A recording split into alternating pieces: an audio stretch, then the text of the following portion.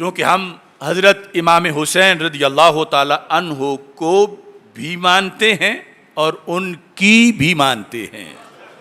معجم کبیر جلد نمبر 3 صفحہ نمبر 128 اور اس میں روایت نمبر 2899 سند کے ساتھ انہوں نے لکھا، سند پہنچتے پہنچتے امام سیدنا امام زین العابدین رضی اللہ تعالی عنہ تک پہنچی۔ حدثنا الحسین یہاں سے شروع ہوئی، یہ حسین کوئی اور محدث ہیں، تو چلتی چلتی ان یحییٰ بن سعید ان علی بن الحسین ان ابیہ، علی بن حسین یعنی امام زین العابدین رضی اللہ تعالی عنہ اپنے ابا جی کون؟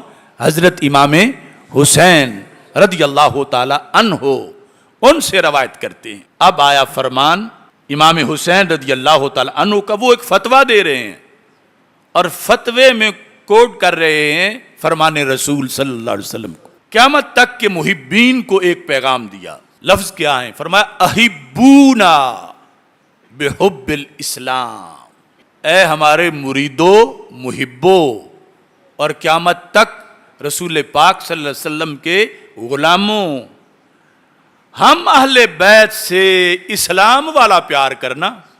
احبونا مانا کیا ہے؟ ہم سے پیار کرنا۔ کون سا؟ بحب الاسلام، جس پیار کی اسلام اجازت دیتا ہے۔ اب امام حسین رضی اللہ تعالی عنہ خود دو قسمیں پیار کی بتا رہے ہیں، مطلقاً نہیں کہہ رہے احبونا ہم سے پیار کرو، ساتھ شرط لگا رہے ہیں اسلام والا کرو۔ تو کتنی بصیرت تھی ان کی، اور اس وقت بھی ایسے لوگوں کا ان کو سامنا تھا جو ان کی محبت کی آڑ میں شریعت کی حدیں پھلانگ رہے تھے۔ کبھی اہل بیت اطہار کے افراد کو نبیوں سے افضل کہنا، کبھی معاذ اللہ اللہ سے بھی افضل کہہ دینا، کبھی رسول اللہ صلی اللہ علیہ وسلم سے افضل کہہ دینا۔ تو امام حسین نے کہا ہوش کر کے ہم سے پیار کرنا، وہ پیار جو اسلام کی تعلیمات کے عین مطابق ہے، ہم سے وہ پیار کرنا۔ اب کیا امام حسین رضی اللہ تعالیٰ عنہ پر بھی کوئی فتویٰ لگا سکتا ہے معاذ اللہ کہ لوگوں کو آل بیت کی محبت سے روک رہے ہیں؟ بات تو وہی ہے جو ہم کرتے ہیں، تو ہم پر لوگ فتویٰ لگاتے ہیں۔ امام حسین کہتے ہیں ہر پیار مقبول نہیں، شرعی پیار مقبول ہے۔ احبون بحب الاسلام، اگر کوئی شریعت سے بغاوت کر کے، بد عملی کر کے، بد اعتقادی کر کے ہم سے پیار کرتا ہے، وہ پیار نہیں، وہ ہم سے دشمنی ہے۔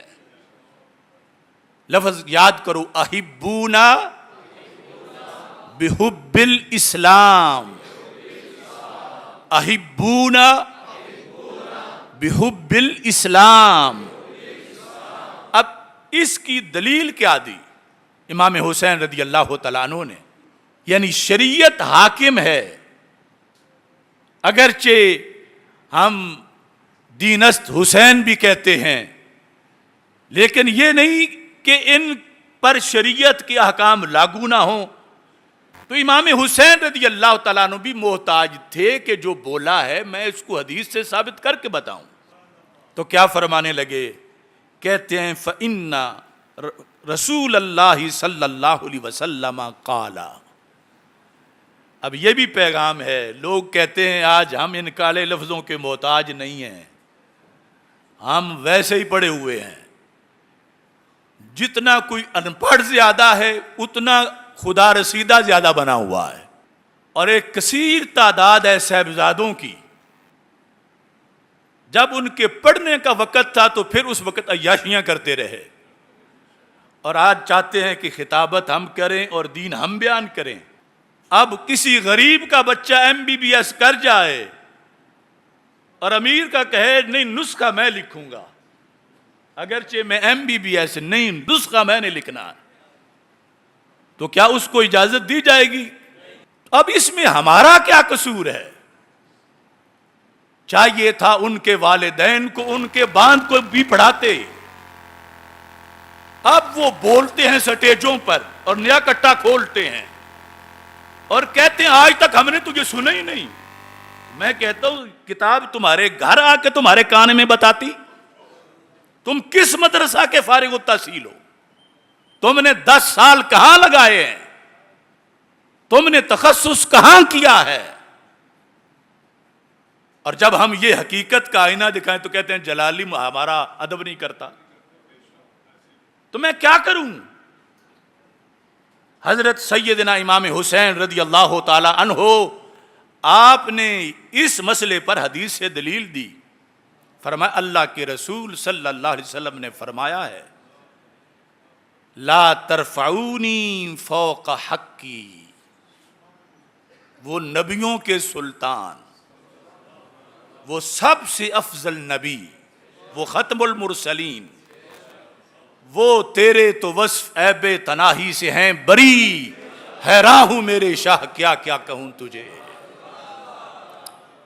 وہ فرما رہے ہیں لا ترفعونی فوق حقی، جو میرا حق ہے اس سے بلند مجھے بیان نہ کرنا. اور وہ حق کیا ہے؟ بعد از خدا بزرگ توئی قصہ مختصر. لیکن امت کو بتا کے گئے کہ میری محبت میں تم حدیں پھلانگتے جاؤ تو تم میرے نہیں کسی اور کے ہو.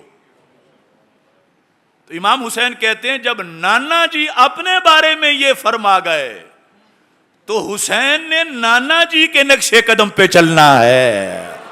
اب آگے حدیث کا حصہ باقی ہے. فرمایا فَإِنَّ اللَّهَ تَعَالَى.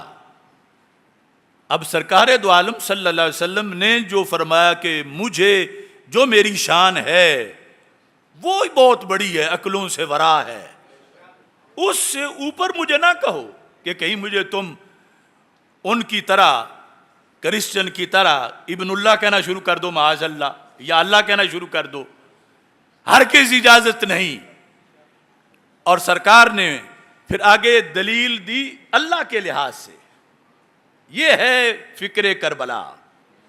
یہ نہیں کہ گھر میں کوئی چکی رکھی ہوئی ہے شریعت بنا بنا کے دے رہے ہیں.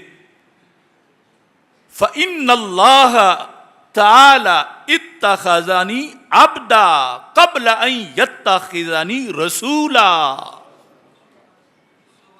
فرمایا رب نے مجھے عبد پہلے بنایا ہے، رسول بعد میں بنایا ہے. اگرچہ وہ عالم ارواح میں عبدیت کا اطلاق بھی ہوتا رہا، رسالت کا اطلاق بھی ہوا. حضرت آدم علیہ السلام کی تخلیق ابھی مکمل نہیں ہوئی تھی کہ ہمارے آقا علیہ السلام کو نبوت مل چکی تھی، اور بوقت ولادت ساری صلاحیتیں نبوت کی پوری تھیں. صرف ماحول میں کمی تھی، 40 سال ان کی کمی پوری کرنے کے لیے انتظار کیا گیا.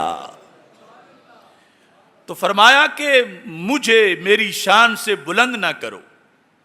اور یہ لفظ ایک طبقہ اس کو ہی دلیل بنا کے کنجوسی کرتا ہے.